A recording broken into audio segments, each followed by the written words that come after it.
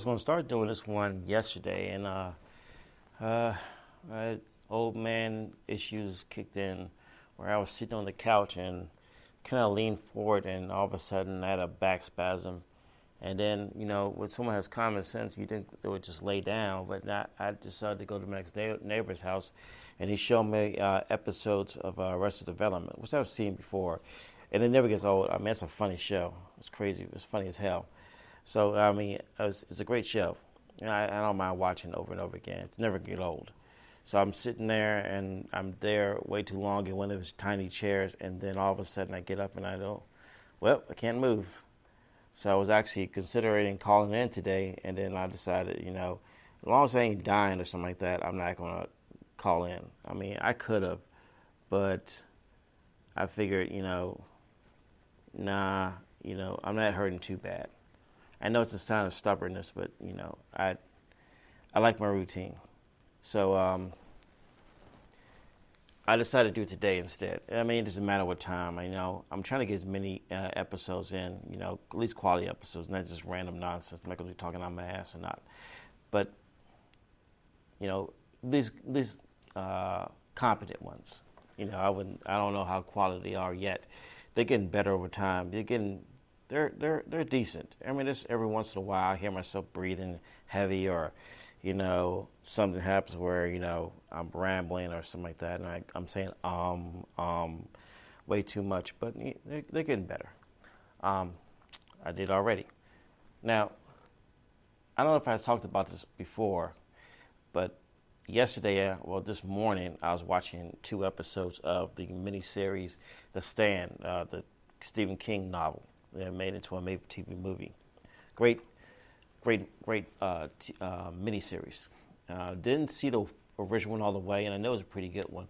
Parker Lewis, the actor from Parker Lewis Can't Lose. If you know who it is, you know what I'm talking about. And San Giacomo plays, the other adversary in the show. So it's a pretty good. This one's also pretty good. This one deals with a pandemic. This one, I don't know what the original one deals with. This one deals with a sickness, and slowly people are dying. Only a handful of people, a certain, a society of people, survive this, on this horrific, epidemic, and they all move out into the states, or move out into what I guess Arizona or something like that. I don't remember the state because I forgot already, but this entity, the devil, Lucifer, whatever you want to call him, he's responsible for it. And he's manipulating a lot of people into joining his side for the war against good and evil. Whoopi Goldberg plays the watcher, or the shaman, or whatever you want to call it, the person who basically sees the evil what it is. And she's the one who's basically trying to guide everyone into the right pathway of, if you want to call it that. There's some other people on the show. There's the adversaries, ones who get succumbed by the devil or whatnot. So it's a phenomenally great show. I've been watching it on CBS,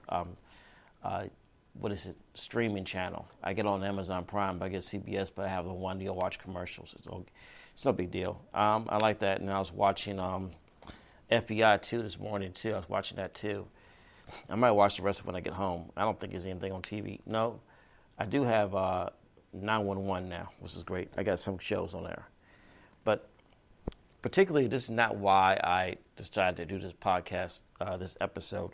I want to talk about those movies that where an adult, for whatever reason, goes back to school, like Undercover or whatever, Incognito or whatever, something like that. Because I watched Never Been Kissed yesterday. I've seen it 1,000 times. I'm not saying that's the first time I've seen it. It stars, who is it? It's embarrassing. David Arquette and I almost had her name. It's embarrassing. I don't care. I can look it up really quick, so not to be weird. Let's see. Bum bum bum bum bum bum bum. She never been. It stars Drew Barrymore. I couldn't think of her name. Shannon Doherty. It kept popping in my head. Stars Drew Barrymore. Drew Barrymore. If you haven't seen this movie, you should watch it. If you like those type of movies, you should watch it. She stars as a reporter who had a horrible high school, experience where she was a nerdy girl or whatever. And her prom, when she went to her prom, the cool guy of the school basically made it like he was going to take her out to prom. So she got all dressed up and she was waiting outside, and he pulls up in front and throws an egg at her and like clowns her, and she's never really gotten over that. So now she works as a reporter in this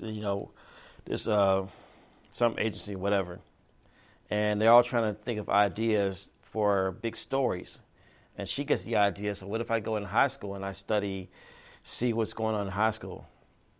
So she goes undercover as like a sophomore or whatever, and in the school, and basically tries to get in with the cool kids, whatever.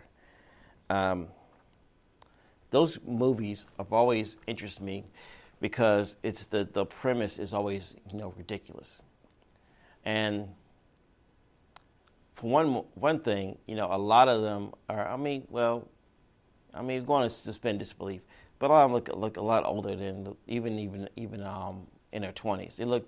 No one's going to buy you in high school, but a lot of those movies they have to pretend like they're in high school because it's inappropriate to have high school students to do the things they want them to do. So common sense, you wouldn't have an actual high school student portraying these characters because that's gross. But it's always interesting when these movies when they go dressed up because John Cryer from 2.5 Men, people know him from. Only from that. I know him from Pretty in Pink, and more importantly, what I actually know him from is the movie Superman 4. He plays Lex Luthor's nephew. That's what I actually know him for. It's not a good movie to mention, but that's what I know him for. And incidentally, he plays a good Lex Luthor on the CW shows, which I wouldn't put him in the movie, but hey, CW's kind of watered down DC version. Actually, it's better, because they're consistent. But if you know Jonathan Cryer, he was in a movie where he played a broker or some sort. I think he came out in the early 90s. He's the only one I can think of who was actually well known in the movie. Who you would know is John Cryer. I don't think you know anyone else. But he witnesses a murder, and then he has to go and witness protection to, against the mafia. And in the process, while he's waiting to go up on trial, some guys find him and try to kill him, and he breaks free. He goes back to his own high school in his own hometown, and he gets dressed up as a high school student to basically blend in and keep from getting away from the murderers. I've seen it quite a few times. I think it's called Inside Out, or something like The Hiding Out or something. The Hiding Out was probably more the particular what is actually the name of the movie is called. And that's another particular movie that is in that same vein. And then you have, I think, Just One of the Guys. It's I don't want to say if it's not. I'm gonna count that. But I always ask myself, why do I like those movies? And the easiest answer is because I like to live vicariously. Because sometimes they always get to go back and relive their childhood and perceive it as cool. And there's many movies, I won't say many. There's quite a few movies where a guy goes back to school and basically somehow rewrites, the reset button. And this is no difference. Now, let's see. I'm trying to think, because I don't want to read through a lot of movies on this, because it's not so much the top 10 movies per se, but there are some movies where they do mirror it in some way. And this one, I'm going to add some, even though I know I don't normally don't like doing this, but it still works. You know what? I'm going to go 13 going on 30, which oddly enough, I don't think I've ever seen the whole thing in this movie. I've watched it, and I still don't think I've seen the entire thing in this movie yet. It doesn't matter. It's a movie about a 13-year-old girl who has this what do you call it? I saw it up here. 13 going on 30. You know, it's a movie about a girl who goes to a party, and she's a crush on this boy, and I think it goes badly. Last time I remember, and she wishes to be an adult.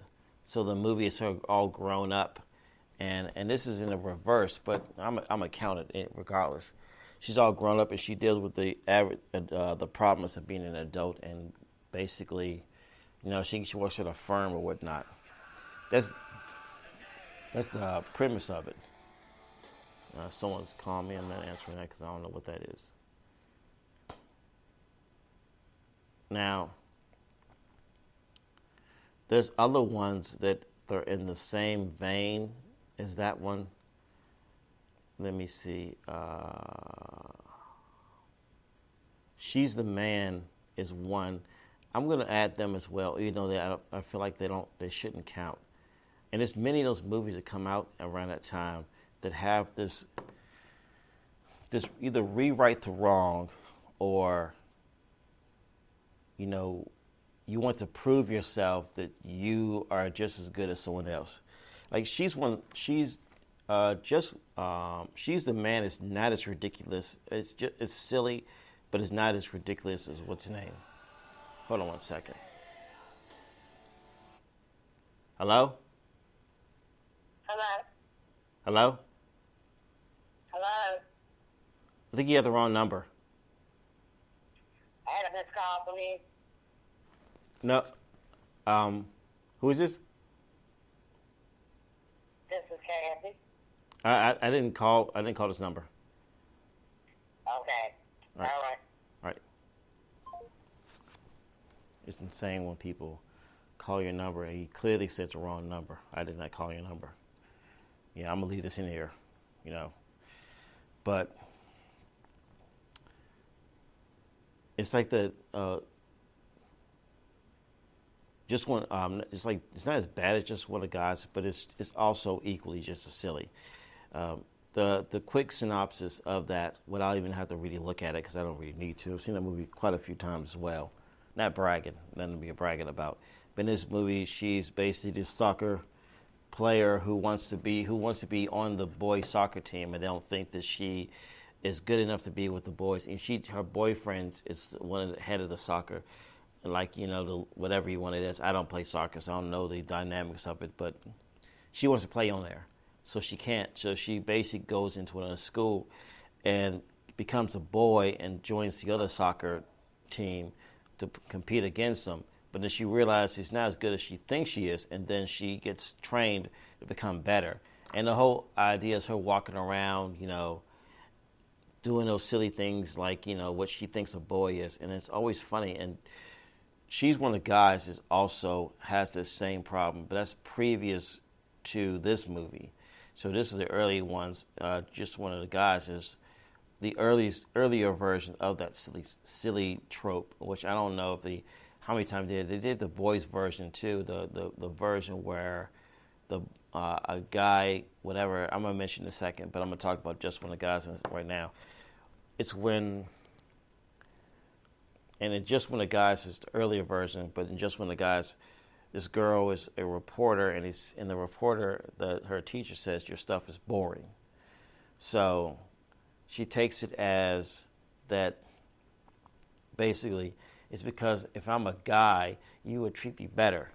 So she also, dresses up as a boy and goes to another school and becomes a reporter and basically investigates outside as a boy. And it's always weird. It's like, do y'all ever met a boy before? I mean, you have a boyfriend. You think your boyfriend's like, hey, how you doing? That's how I talk. This is all boys talk. Does your brother sound like that? It always sound like they're going through puberty just that day. I mean, it's insane. It's like their balls haven't dropped. Like their balls dropped to the ground or whatever. Everyone's like Herman Munster or something like that. I don't know. But those things was always interesting to me, why that was a criteria, that weird thing where they get dressed up and no one ever bats an eye. But at least in those two incidents, they're still in high school. It's not. It's absurd, but it's not insane. But I always wondered when they did these movies, like why is it?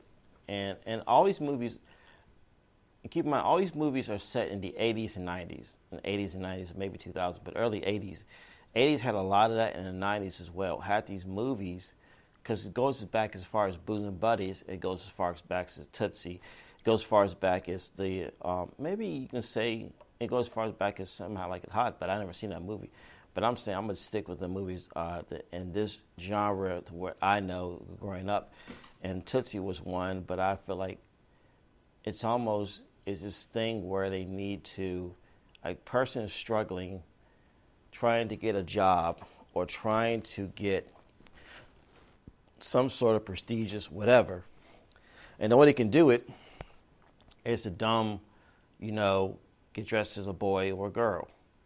And the girl part is always weird. And I mean the girl's to boy. And when I mean this is weird because they're not even remotely, it's like they never met one. And I'm not saying that the opposite way is any better. It's equally just as jackass. I don't remember Tootsie, but I just remember she was ugly as hell, and I never understood why they found her attractive. I don't see it. Later, Dustin Hoffman got really emotional when he would talk about that movie, and he felt like, that he would probably not have talked to that woman. He would find she would have been an interesting woman, but he probably would never talk to her, which is weird because, I wouldn't talk to her either.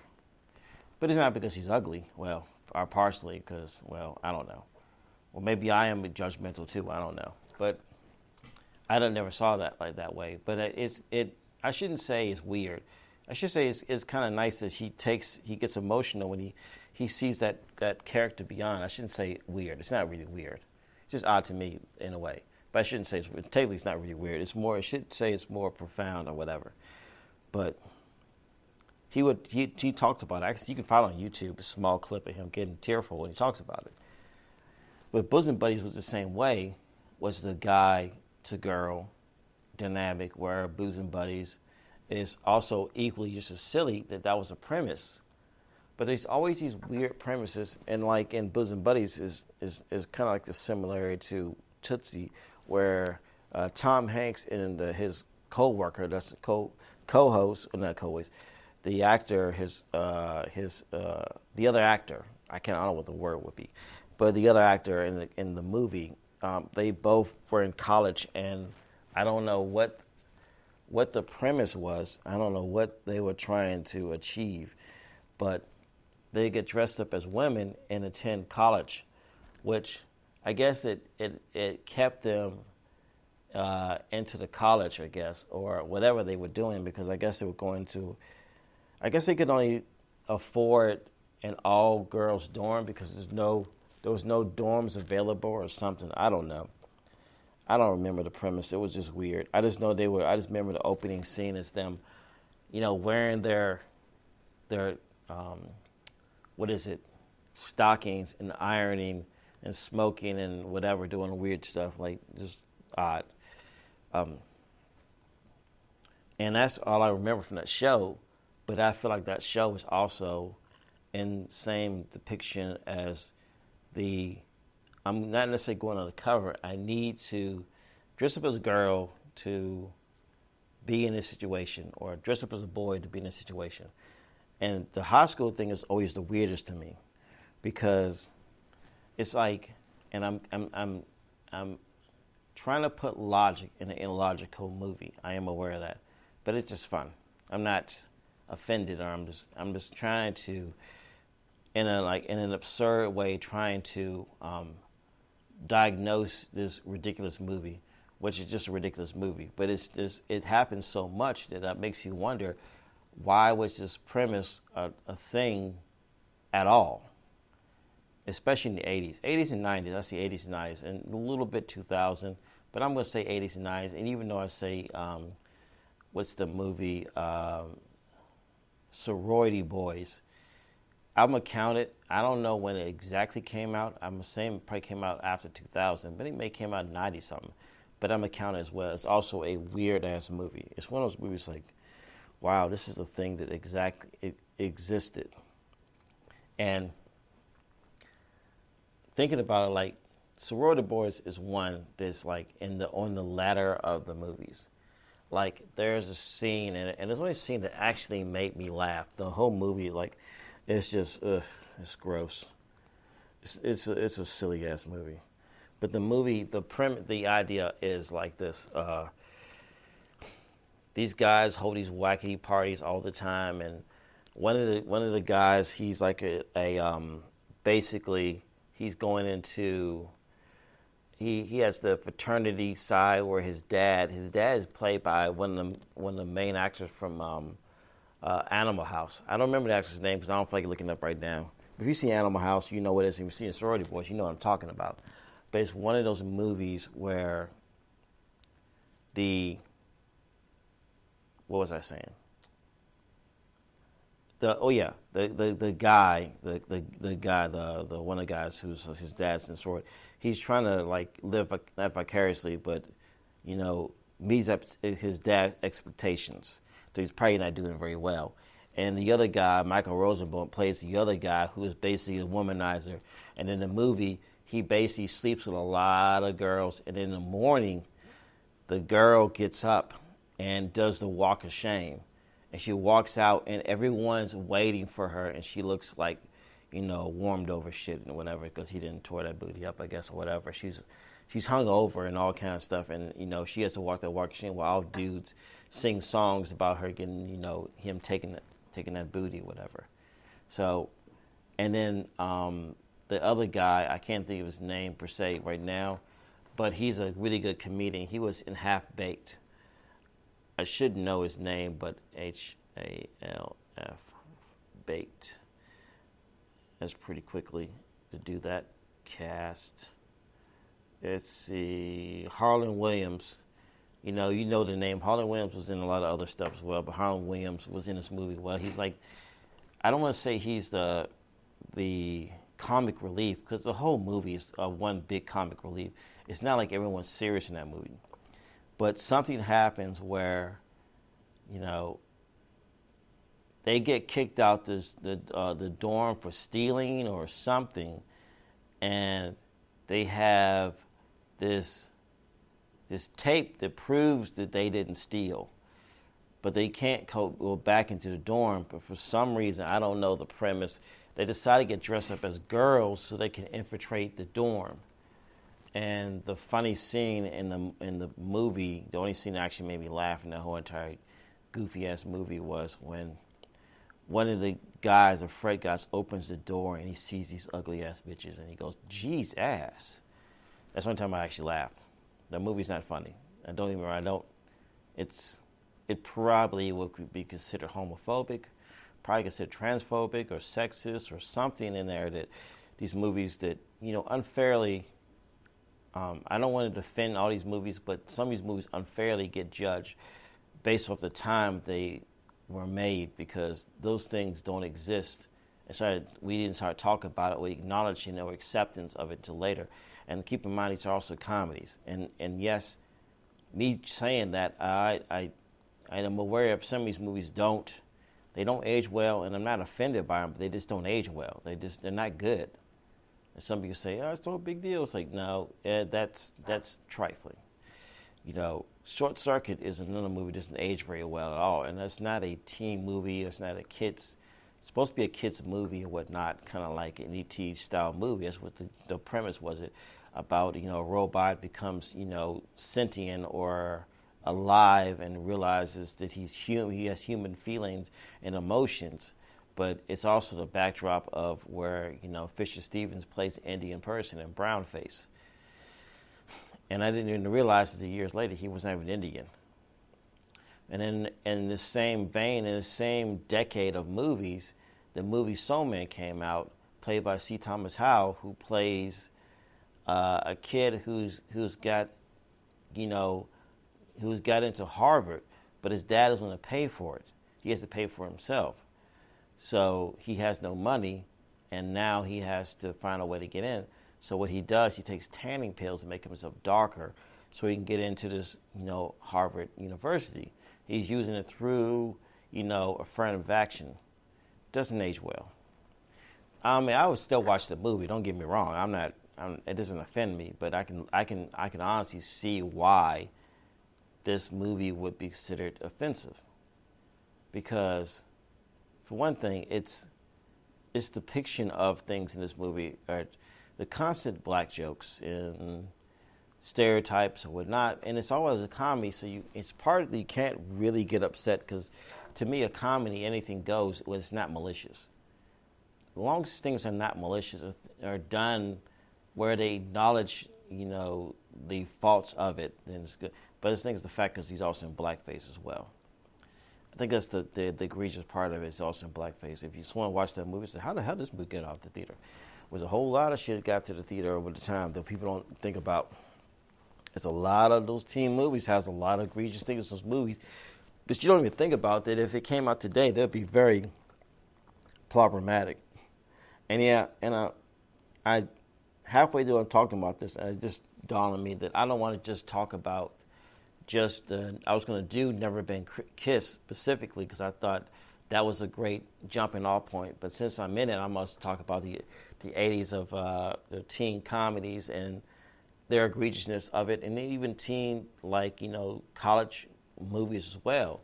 There's a lot of them that have this thing in there that doesn't have the same, draw that it would.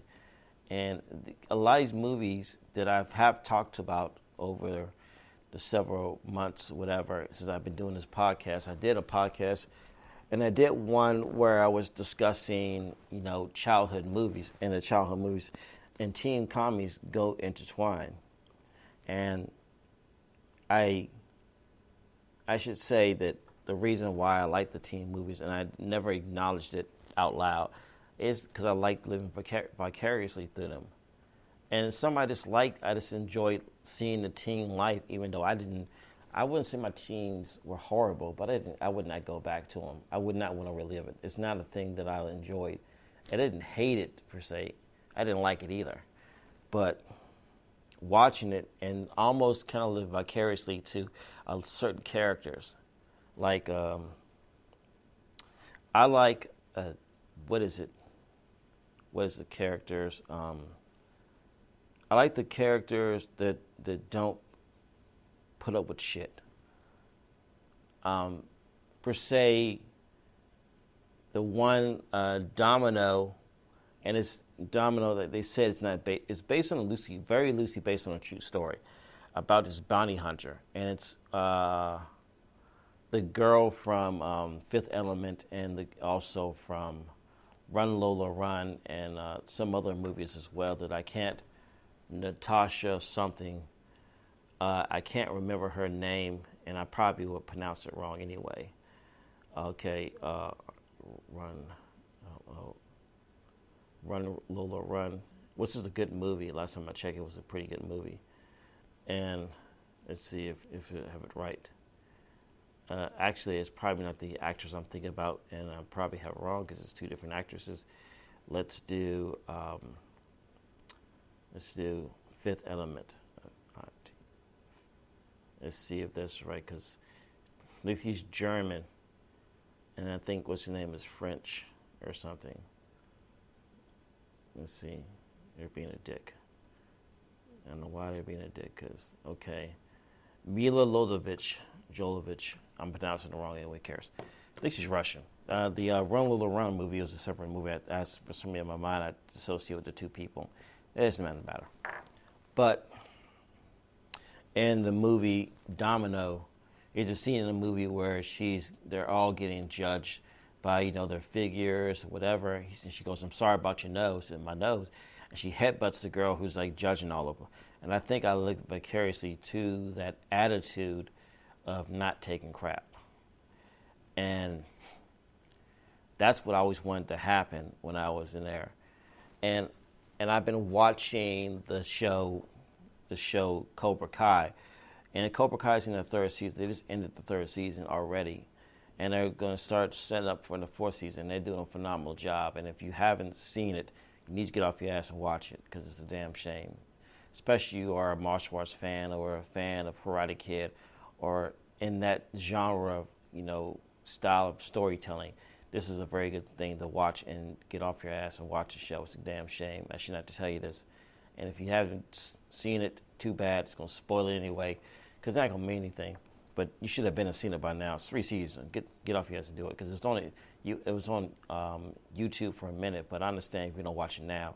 If you don't watch it on YouTube, you can watch it on Netflix. Now this, the reason I live for Careless, that one as well, because I'm gonna give you a quick of it. It's just 30 years later. Johnny, basically, after he got beat by Daniel in the big tournament, he's a father who's divorced from his wife. He doesn't have estranged from his son. He's an alcoholic. He's basically working at some apartment complex, run down, whatnot, and he's just resenting his whole entire life. I didn't like the premise of that. I didn't make any sense why he'd been an alcoholic. And I guess in some aspects, it's almost kind of like the jock, and normally he peaks in high school, and basically he's like, this is what the job he ended up doing, kind of like Biff in Back to the Future. And I know that there's a Biff in the Back to the Future in the beginning of the movie and Biff in the end of the movie, but they're roughly the same person, other than the Biff in the end of the movie got his ass knocked out and he's like a little bitch. But anyway, he's still the same person, roughly the same person. His journey didn't really change that drastically, other than his personality. He's more timid and quiet and not as confrontational and hateful and mean as a bully he was in the beginning. Because Marty, if you see it, should have seen the movie. Marty's dad, and I think it's his dad's Calvin or something like that. Let me check it up real quick. A second, I don't care. I got time. Let's see what Marty McFly's. Boom. Let's see.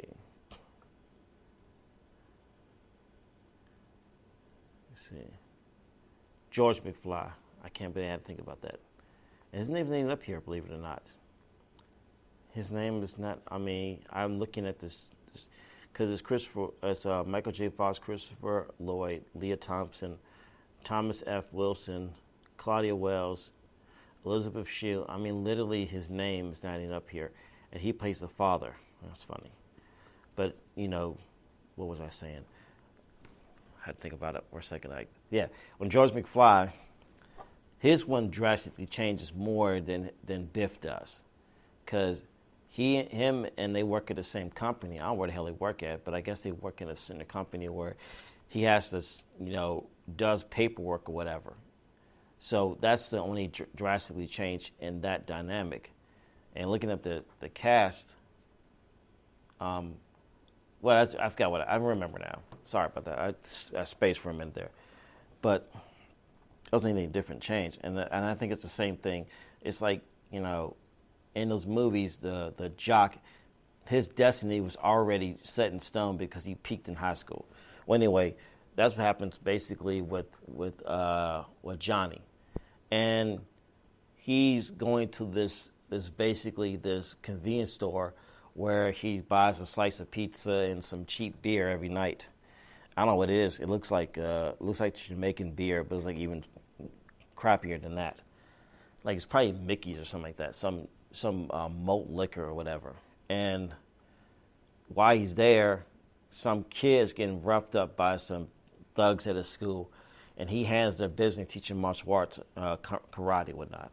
So that's the premise of the show. And he's also a dirty guy, and so is his friends. They come in there, and one of the guys named Eli, who's been picked on.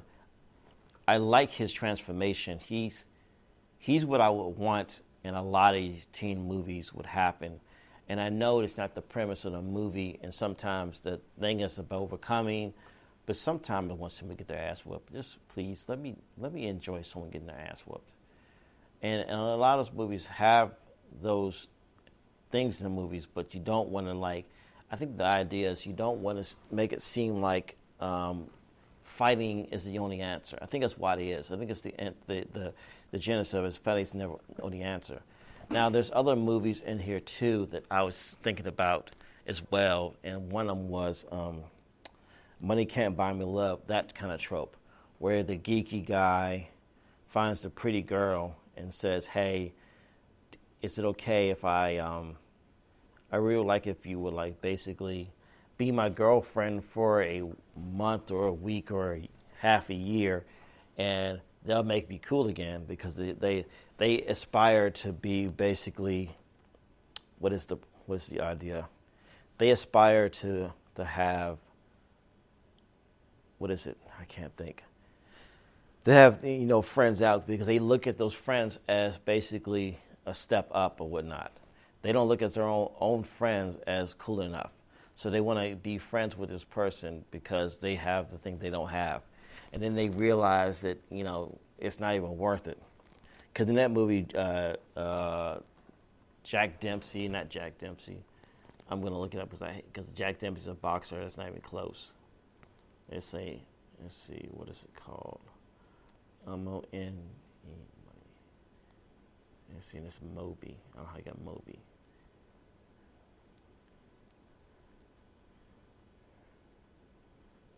Money Can't Buy Me Love. Let's see. Patrick Dempsey.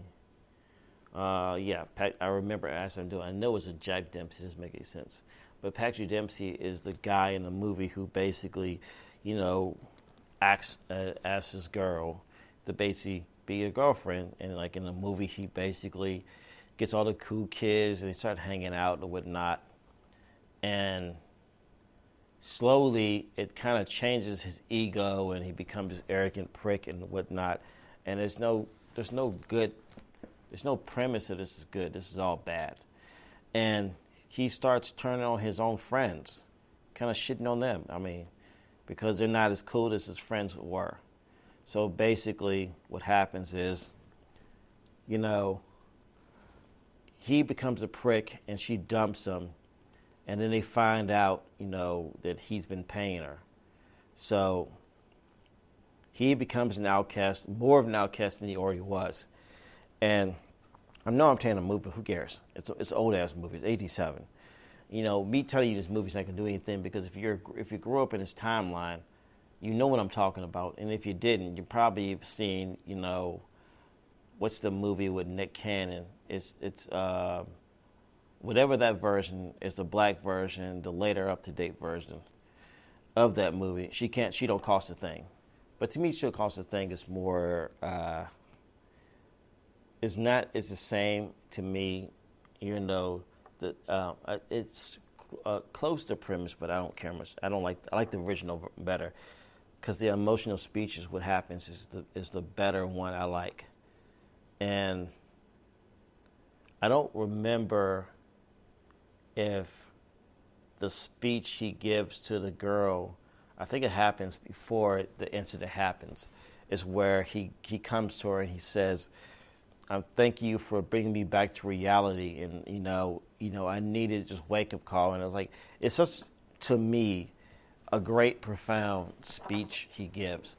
And then later in the movie, towards the end of the movie, after some girl clowns him, like whatever.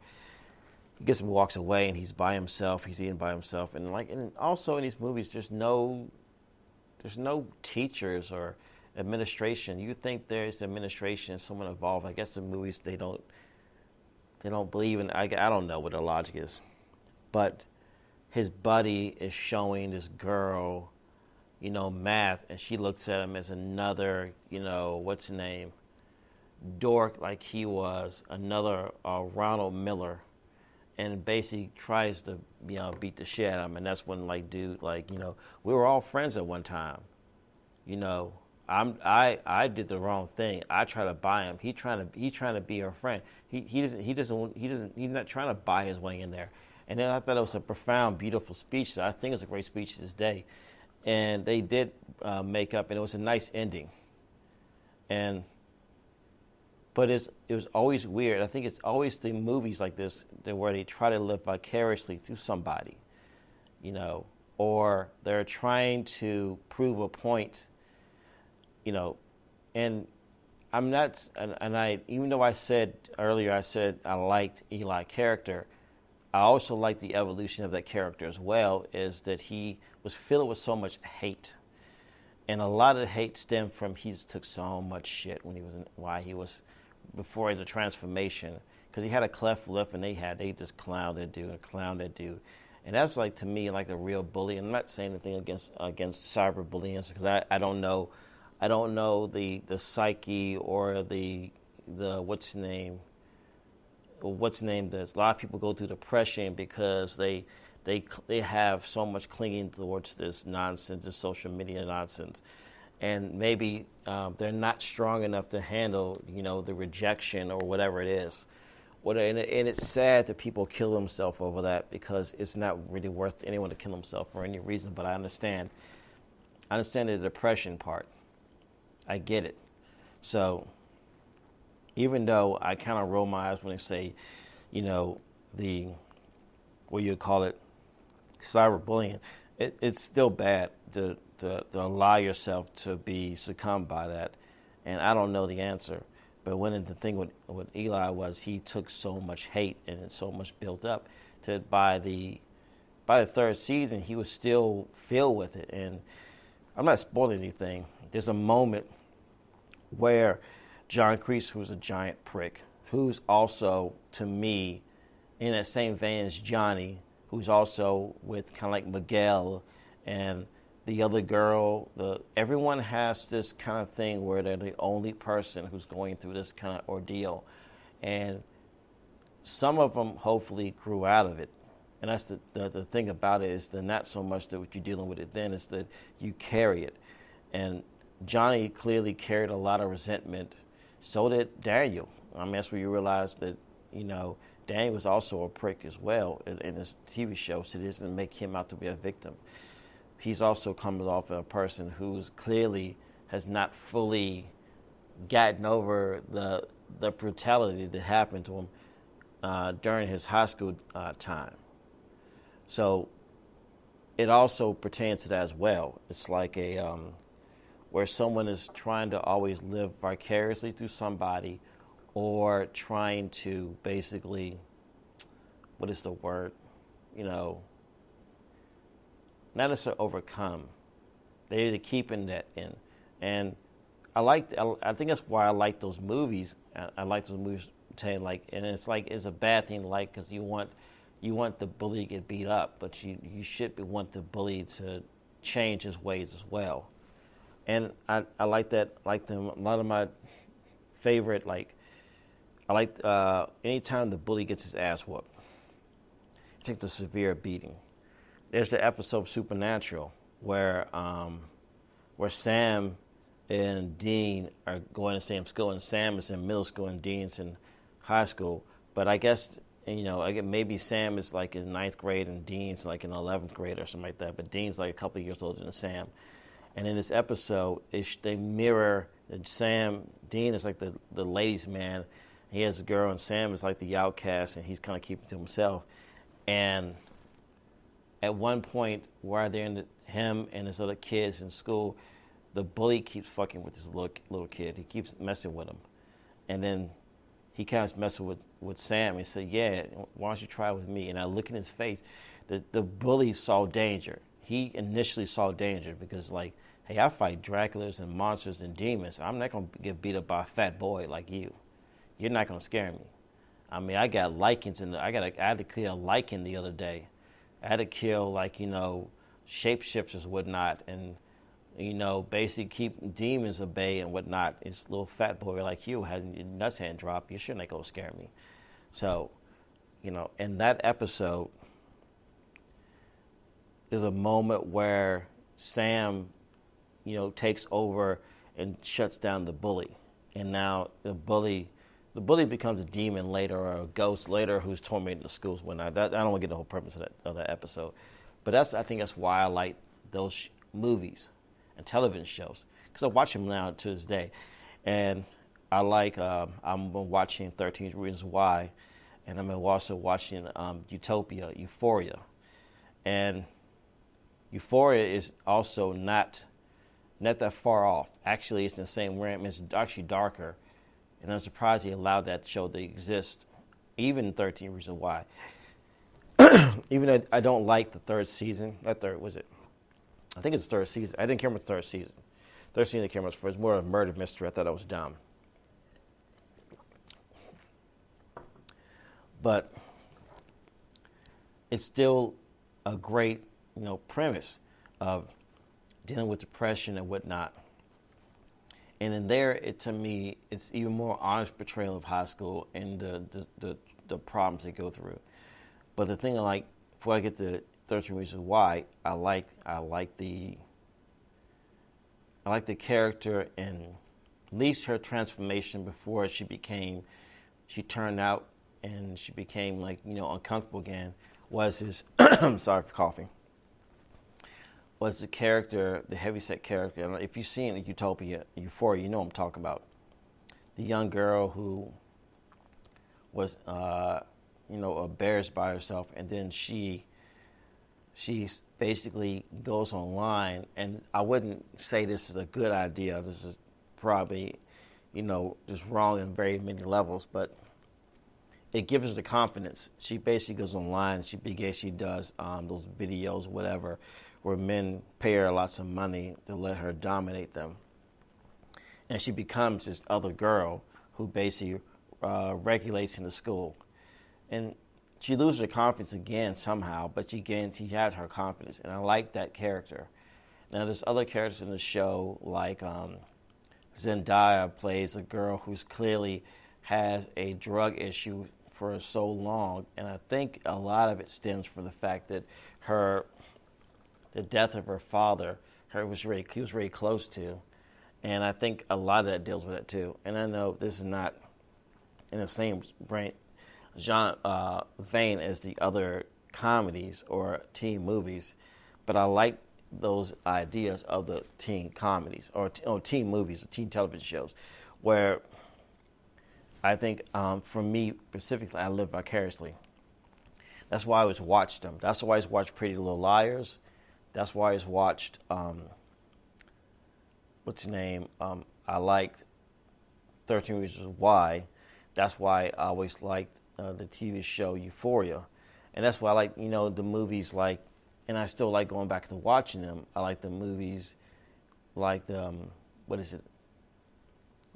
Kid, but I don't say Karate Kid. I'm trying to think what the ones I was thinking about. Like Inside Out, or what's the other movie? I can't think of the movie I'd say. Oh yeah, Never Been Kissed. That's why I like them, because Never Been Kissed is a good example where I basically living vicariously through those people, where they get to go back and rewrite the thing they want to do. And a lot of times, and it doesn't work that way, but it's a movie, so you get to live vicariously through this person. And that's what I really like. I really like those movies. And let me see. I want to add something else to it too. Let me see, what is it?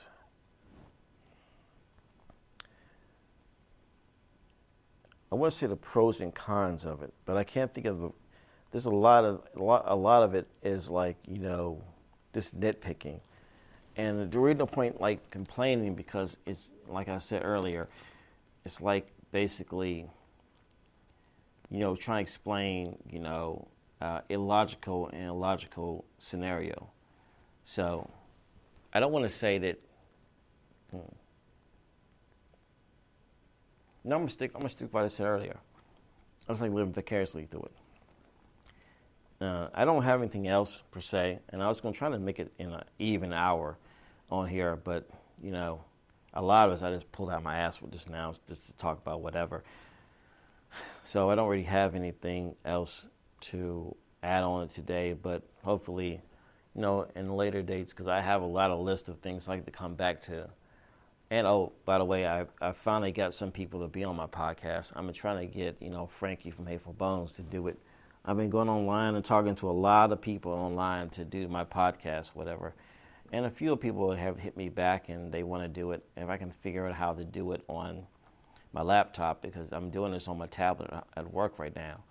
And that's good enough, but I want to be more professional, have a professional setup. So I'm trying to get other people to do it.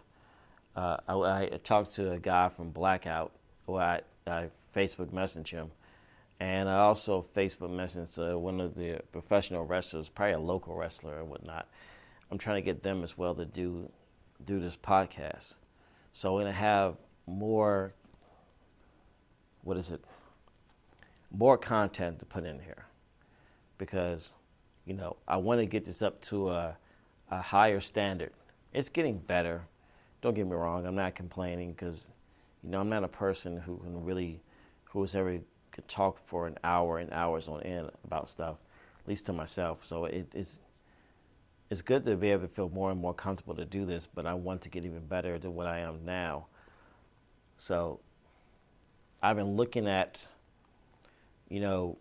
advertisements to use, whatnot. I should just get my boy to do it because he's more equipped, but I feel like I don't deserve to have him on this. I can get better on this, and I can just pay someone $5 because that's all my podcast deserves, to be honest, right now.